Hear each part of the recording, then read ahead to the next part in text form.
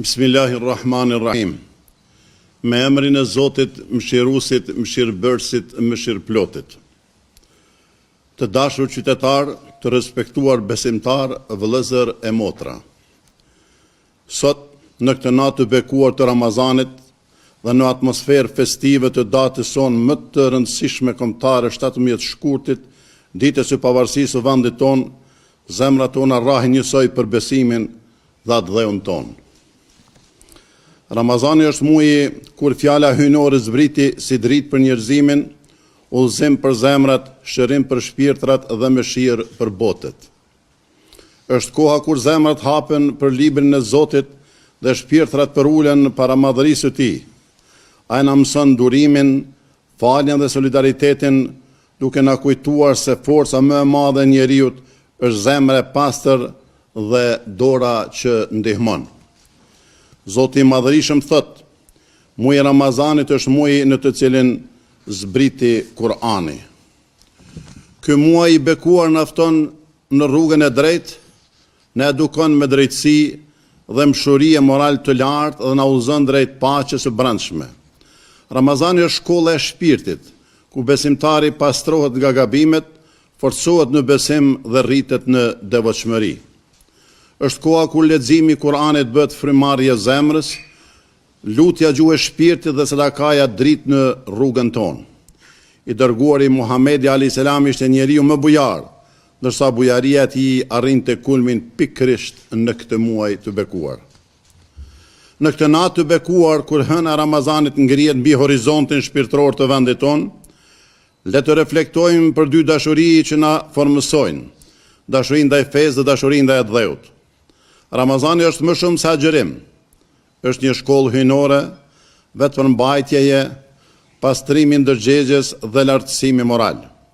Ai e bën njeriu më të ndjeshëm ndaj tjetrit dhe më të përkushtuar ndaj së mirës së përbashkët. Historia jonë dëshmon se besimi ka qenë burim frymëzimi për angazhimin qytetar e kombëtar, veçanërisht në momente të kyçe, si shpallja e pavarësisë së Kosovës me 17 shkurt 2008, kur u kurorëzuasin sakrifice gjatë për liri, drejtësi dhe dignitet. Të nderuar vëllezër e motra, dashuria ndaj fesë ndaj dheut nuk janë në kundërshtim, por plotësojnë njëra tjetrën. Besimi e formon karakterin, ndërsa dheu i jep atij hapësirë veprimi. Ramazani na thret të forcojmë lidhjen me Zotin dhe përgjegjësinë ndaj vendit tonë, institucioneve dhe të ardhme son të përbashkët.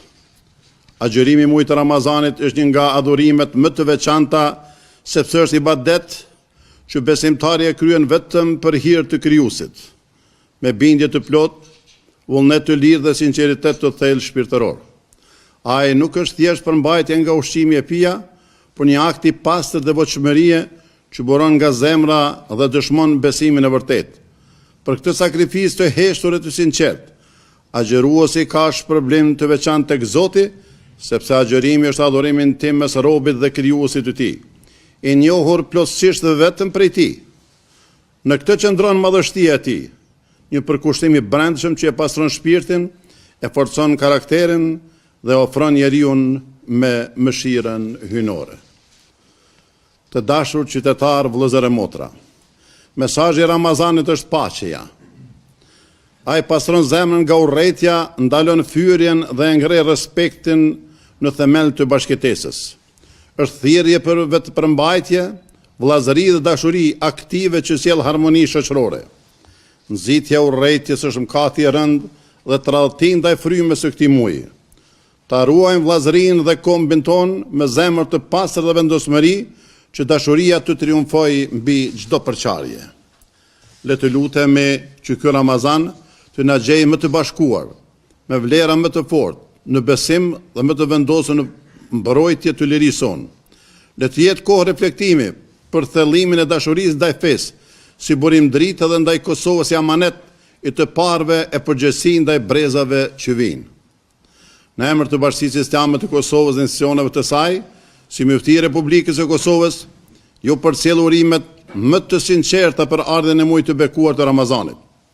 Le të jetë kjo kohë pastrimi shpirtëror, afrimi me Zotin dhe forcimi i unitetit, dashurisë e solidaritetit ndërmjet nesh.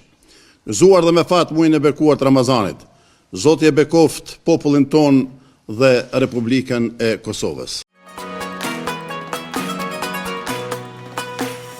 Liri, me ju në çdo iftar.